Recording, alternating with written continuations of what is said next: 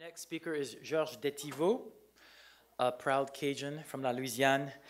And there seems to be a theme developing about community colleges and OERs. It's not surprising to me at the in the morning how Plotkin was talking about a lot of the Obama initiatives, and many of them have been focused on bringing technology to community colleges.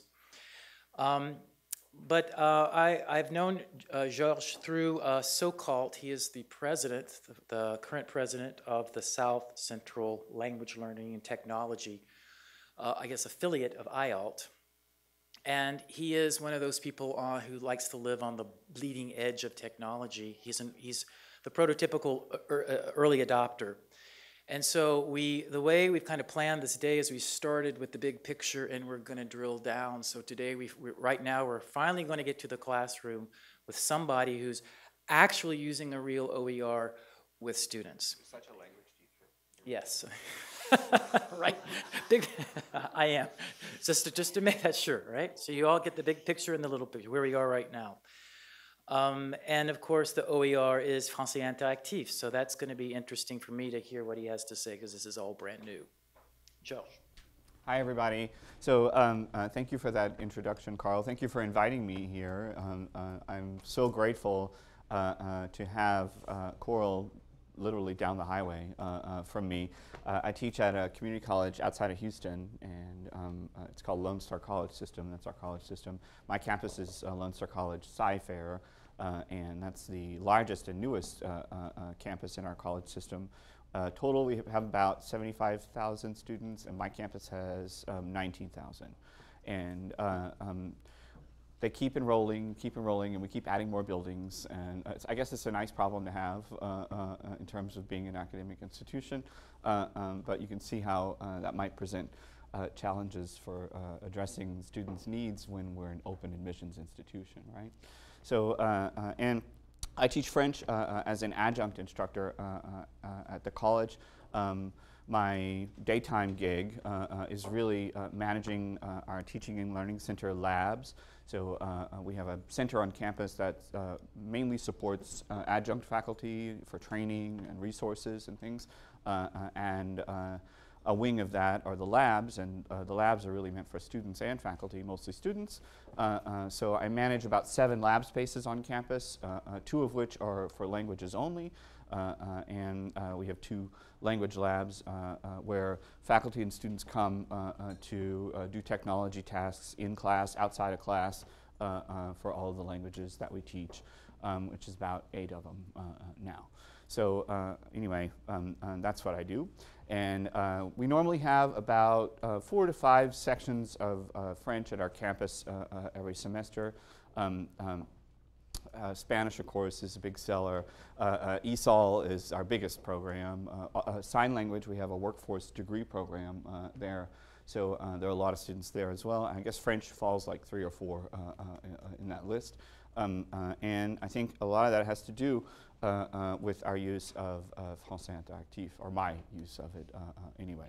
So I, until recently, was using publisher-sponsored materials exclusively. I taught with mostly McGraw-Hill textbooks, which are all very nice and wonderful, like De Monde and Vis-a-Vis and those kinds of things. They work great. They have lots of resources with them. You have a lot of good support from the reps from those publishers. Of course, the big problem was the price. Exactly, yeah. So I think at my last check, the course materials for beginning college French at my campus, if you're going to go with the class that uses the publisher-sponsored materials, the price was $290. For a French textbook and an online workbook, and I just thought that that was absolutely ridiculous, right? So,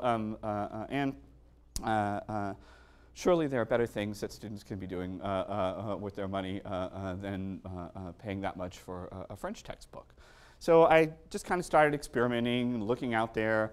Had already been using lots of online resources as supplements in my class, especially using the grammar component of the Français Interactif website which is called La Grammaire de l'Absurde.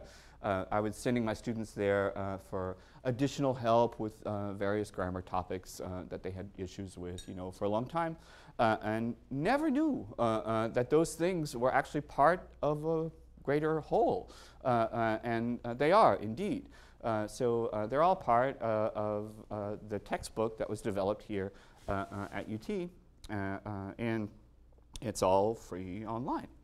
And that's basically what I use now. So I use open OER materials in my French course, and this is the link if you ever want to go and look at my syllabus and course calendar. I can show it to you in a minute.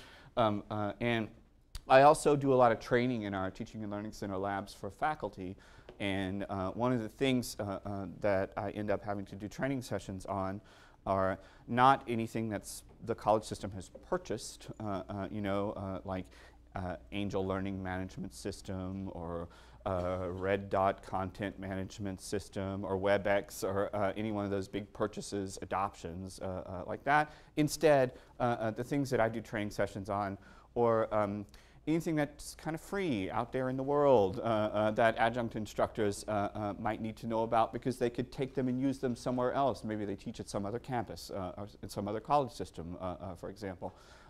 So Web 2.0 applications in general, and also selecting and implementing technology resources in your instruction. And over the last year, I have done those kinds of sessions, not just for language instructors, but for all disciplines. And that's where lifesavers like Merlot come in handy, because I don't know anything about math or physics or nursing or welding, and people are coming to me looking for these materials, and thank God I can refer them to places like that. So those are the kinds of uses that I have with OERs. So my class then that I teach is beginning college French, and when I switched from the publisher-sponsored materials, which was 3 semesters ago, to using Français Interactif, I first went to my course outcomes, right? So someone, not me, and probably not a French instructor, wrote a long time ago these course outcomes that our college system uses that all instructors are theoretically supposed to be addressing in their classes, right? So I went and looked at them and realized how vague they were. For example, this last one, use formal and familiar commands. Like, repeat, please, check. If I can get them to do that in the form of a familiar, check, I've done that, right? So fortunately, we're kind of vague enough to where I could basically use any materials in my teaching and deal with all of these things, right? So, and go a lot further thanks to Français Interactif. So that wasn't a problem at all. So I started with my course outcomes. I also had in mind, from my own experience with language technology selection, implementation, evaluation, a few things out there in the world, like where are the NFLRC people? Thank you for your software parameters, the software evaluation checklist from the website there. It's actually a grocery list that you can print out and go to the language technology store and check off these things as you evaluate and select and implement things.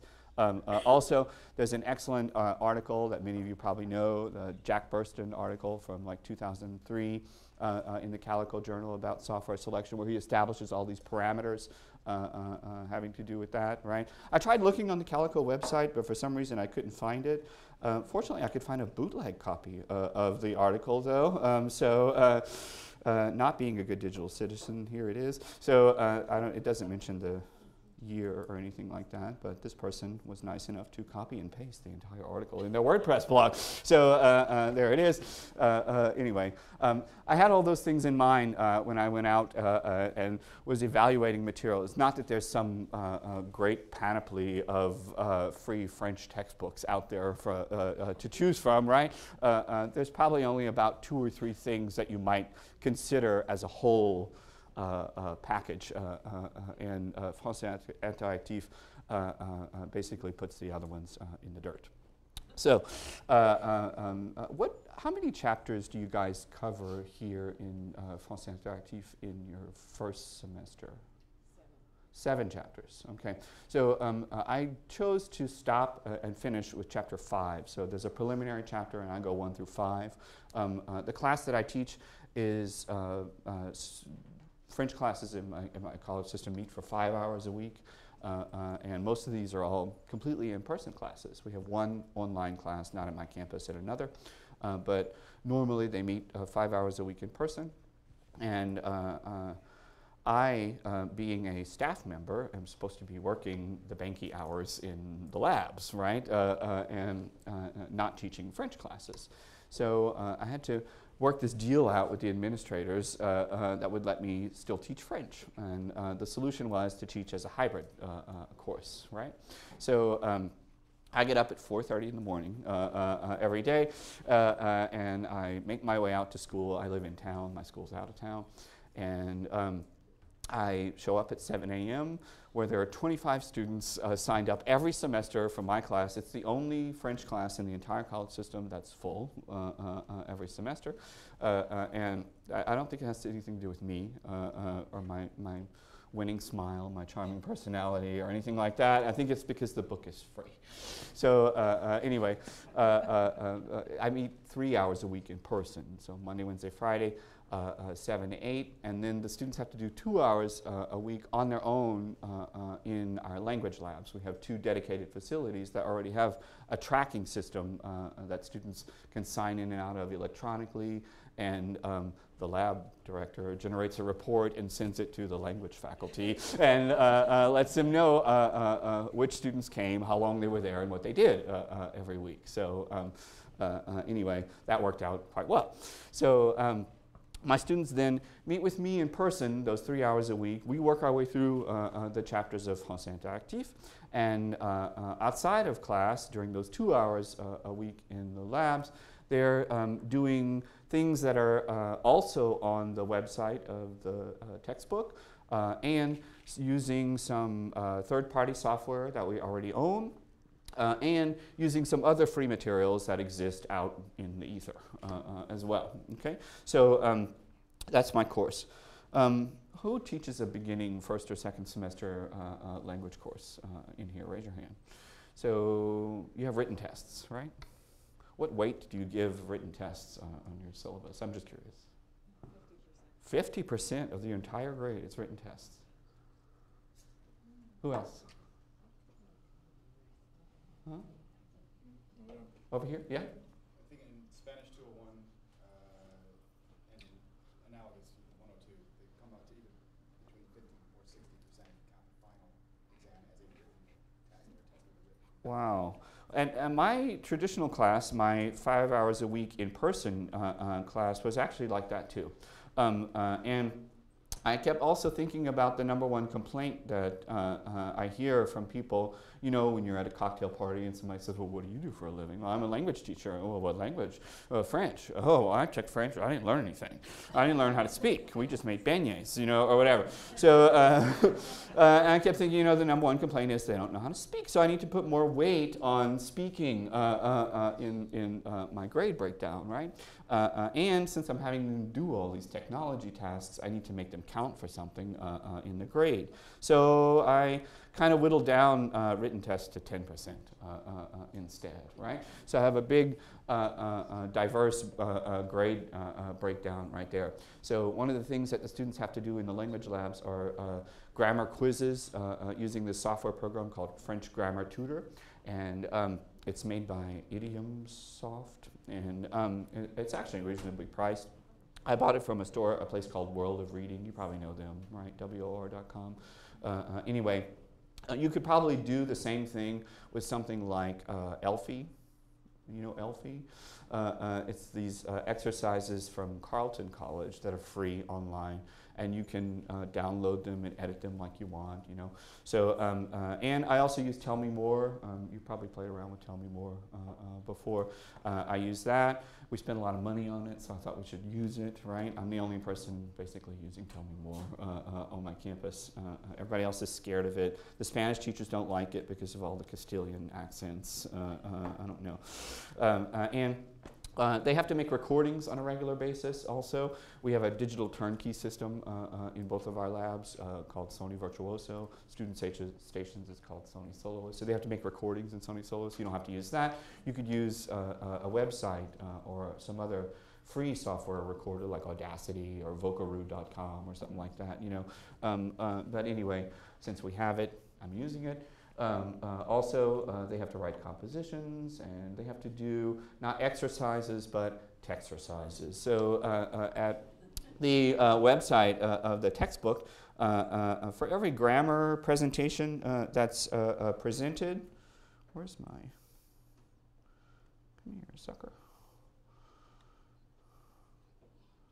Hello? Oh, there you are. Come back here.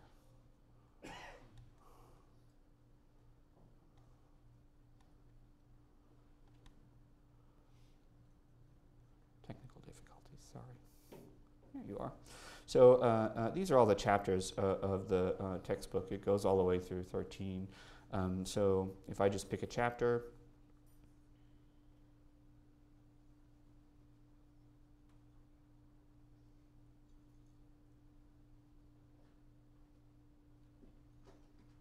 for every chapter of the textbook, there's a PDF that you can download of just that chapter. So my students, most of them anyway, download and print out the chapter on their own.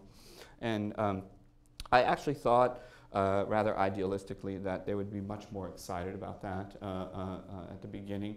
I don't know why, but I had this like Homer Simpson dream sequence in my head of students skipping gaily from computer to printer, printing out their chapters and happily going to class, you know.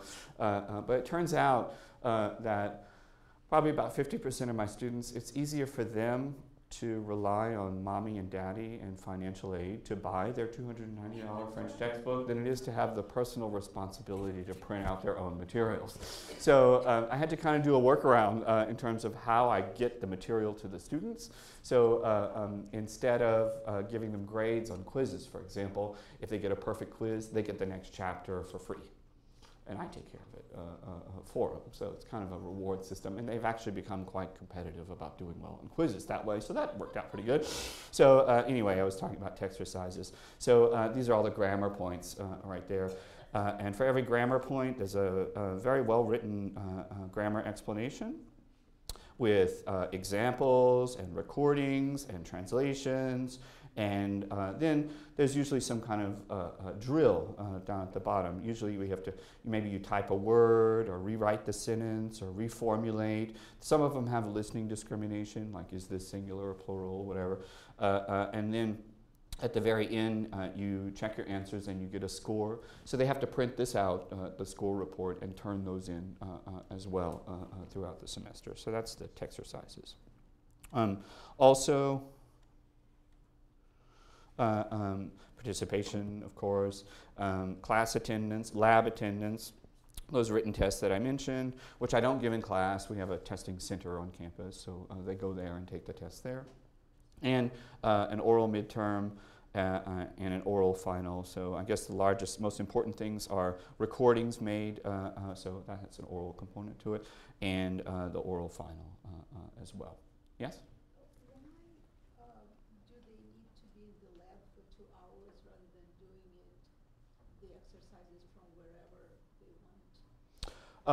Because in some of these cases, the lab is the only place in which you can access the software, and that's really the only way that I can track their time as well. Okay, so those are two reasons that I can think of right there. Anyway, and with this particular textbook, there are a lot of links involved, right? So you can see I have a 15-page course calendar. So anyway, I show this to my colleagues who have like 2- and 3-page course calendars, and they think it's ridiculous, but it's mostly just links, right?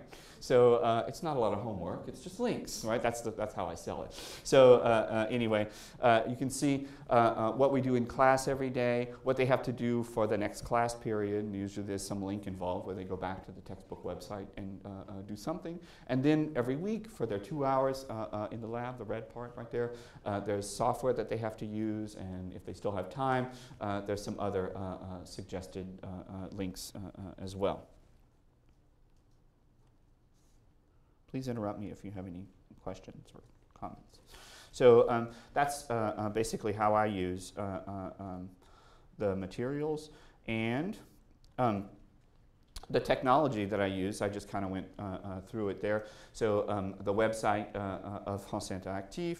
I just started this semester teaching a little bit with a tablet. I have an iPad, and I just started teaching with it, mostly using it kind of as an interactive whiteboard that I can pass around and project what students write. So instead of making them go to the board. So my class is kind of like a cafe. The furniture is kind of modular, so I can move the tables around and kind of put them together in little groups and things like that. So there's no rows like this. This is very unsettling to me. Anyway, I can walk around and move around and just kind of hand in the iPad and just pick people at random and have them react that way. There's a few apps that I've been playing around with. I just showed some to Nathalie, like iAnnotate. Anybody ever played around with that? It's a PDF annotator. So you can open up a PDF, type on it, write on it, record audio on top of it, and that could be, as I'm going through the chapter, for example, having students input their answers, and I record all that and then send them that edited PDF to study from for their exam, you know? So that's what I've been doing. I already mentioned French Grammar Tutor. Elfie is a free workaround for that. Recordings, Tell Me More, and a few other links as well. So what are the advantages of using OER materials? Well, a lot. So for my campus, that means higher enrollment. It's every semester. Every semester my class is the largest one. For my labs, in my language labs, I keep a tally of who comes to the lab on their own by language, right? And it used to be, for the longest time, that French had these pathetic numbers of people coming to the lab on their own outside of class, right? But look, we're kicking Spanish's butt. It's great. So it's wonderful. So anyway, the little French sections that could are really doing well. So we're cultivating independent learners who really take it upon themselves to go outside of class and do the things that will help them develop their language skills, where other languages, it's not happening so much. So that's aside from your 2 hours? Aside from my 2 hours, yes. Mm-hmm. Yes. Mm-hmm. Yeah.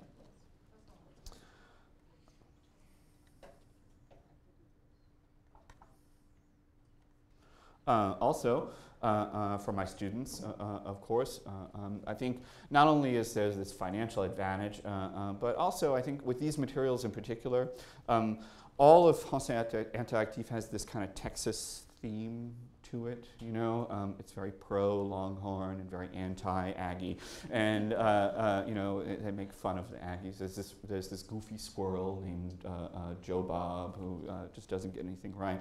There's all these great characters that the students like, and some of the characters, you know how in every language textbook there's, you know, Anne and Marc and all these people you don't care about, right? But the characters here in Français Interactif are actually UT students, you know? So they can really relate to the students because they're hearing French being spoken just as they are speaking French. They're not too far ahead in their learning from my students. An advantage from my field as well, French enrollments are going down all over the country. And I think this is a way to save French programs. I think I'm kind of an advocate for French in the Houston area. And one of the things that I end up telling people when they come to me, when and if, I have this problem, they want to get rid of French, or we don't have enough students to make a class, whatever. What materials are you using? How much of those materials? You know, et cetera. And I just kind of walk them through and give them a big sell for Français Interactif.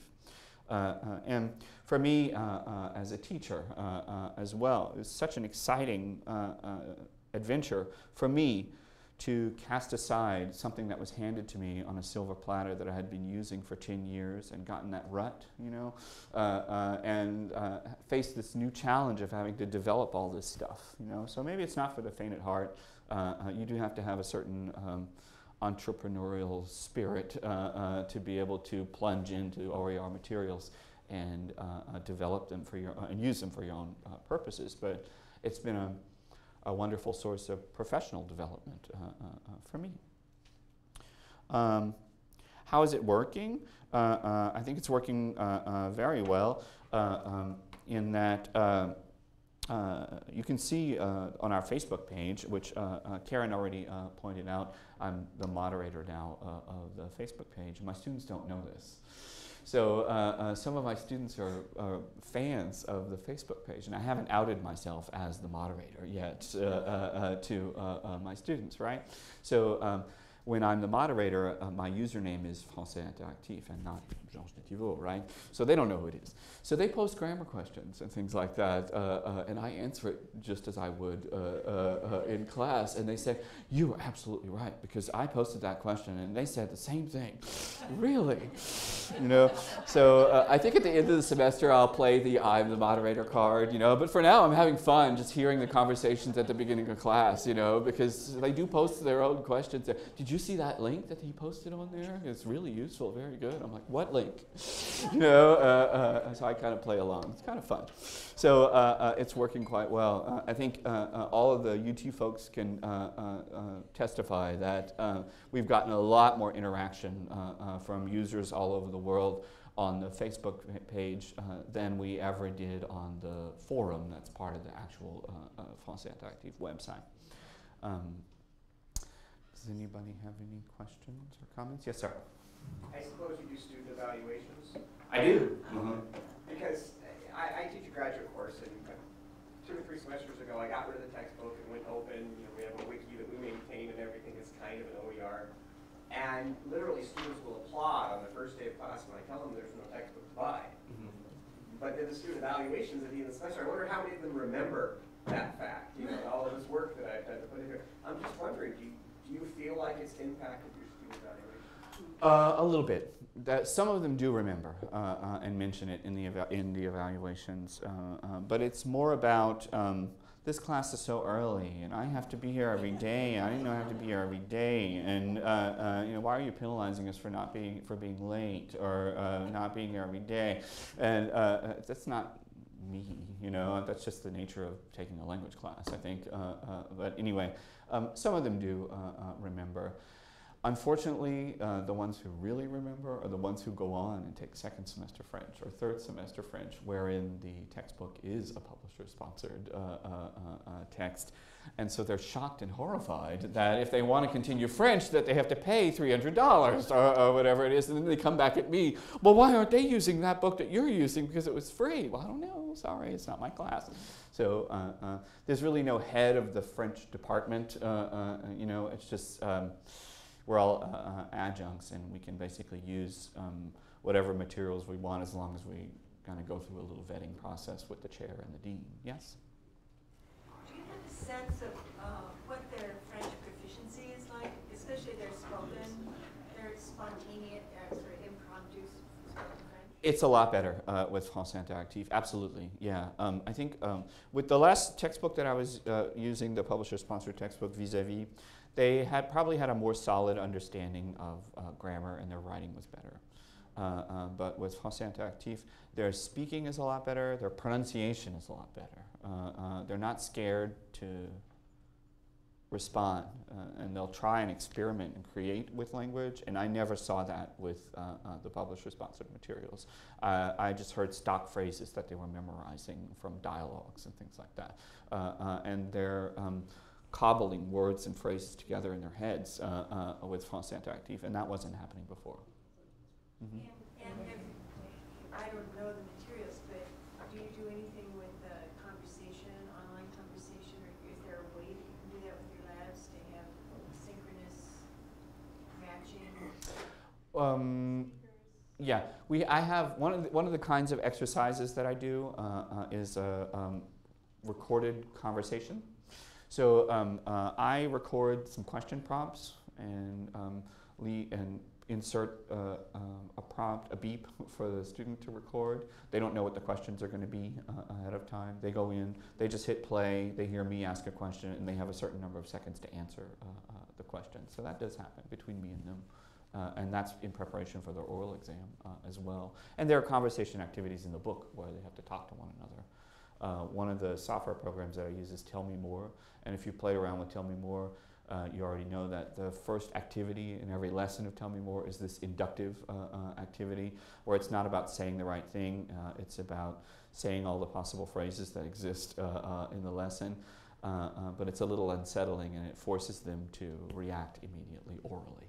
So we do that, yes. Karen? What is the reaction of your colleagues? Okay, so I think we have to rethink how we're going to hire adjunct instructors. So all of our adjunct instructors are great teachers. The only part that I play in hiring adjunct instructors is the chair might walk them to my office and make me speak French to them to evaluate their French. But other than that, I'm not really part of the interview process or anything like that. And I'm going through this right now, I'm trying to convince my colleagues to all switch to Français Interactif and use it instead of the publisher textbook. Well, there's no book. Yes, there's a book. See, it's right here. So now I don't use the actual printed version like this, the custom printed version, but I have to prove to them that this thing is available, that they can use this if they want to. They can require their students to have this. Well, is there a test bank? Actually, yeah, there is a test bank. You can use my tests that I've already made if you don't copy them for everybody and let the students take them home, which has happened before, so I'm a little reluctant to share. But at the textbook website, if you ask the UT folks, they'll create a teacher account for you, and you can log in and access all these things like that. So they're a little reluctant to switch over. I think it's going to take a little more prodding, and once they've found their hardbound copy that you were so kind enough to send us last week, that might go a long way. Yeah. Have you told them that they can supplement the textbook? They don't have to adopt a textbook. They can just use whatever they want. I think they're not scared about liberty or freedom to choose and use whatever they want. It's more about having a book rep who will hand everything to you on a platter, and you can call them and say, well, I need another test bank, or I need another set of videos, or whatever, and they send you hard copy things for free because you're the teacher of it. I think that's what it's about. You know, so I guess we have to find a workaround for that, or be more in your face that there is a support structure here for this textbook, and there's a community of users who can help. Yes? A lot of what the LRCs do is support for teachers. Mm-hmm. So there might be some kind of teacher education that needs to be done. Yes, and the UT folks already do that, actually. This past summer was the first one you guys did, or what? The first one we really advertised to the outside, yeah? So, This is our first year, so it was our first workshop. It was our first workshop. so this past summer, Coral put together a workshop for people who want to use Français Interactif, and invited people to come in and just kind of played through teaching chapters and offered pedagogical advice, things like that. So that already exists.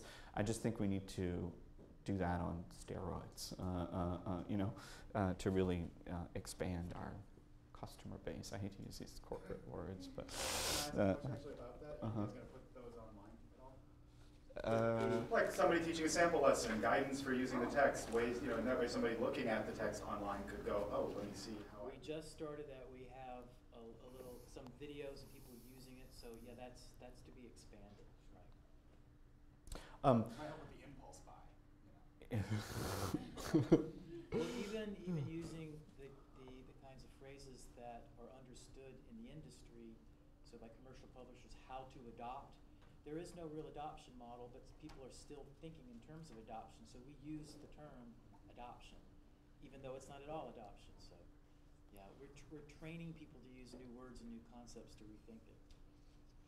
I think I was looking at that the connections slide with all the dots and all the little lines, and that's kind of daunting for people out there teaching French in the middle of nowhere, to think that they have to reach out across the world to get support and help. And I think the workaround for that is local and regional outreach, and you guys do so well at that. Fortunately, we're in a regional technology group that's very active. Orlando comes to so-called all the time and presents great things, and other people here as well.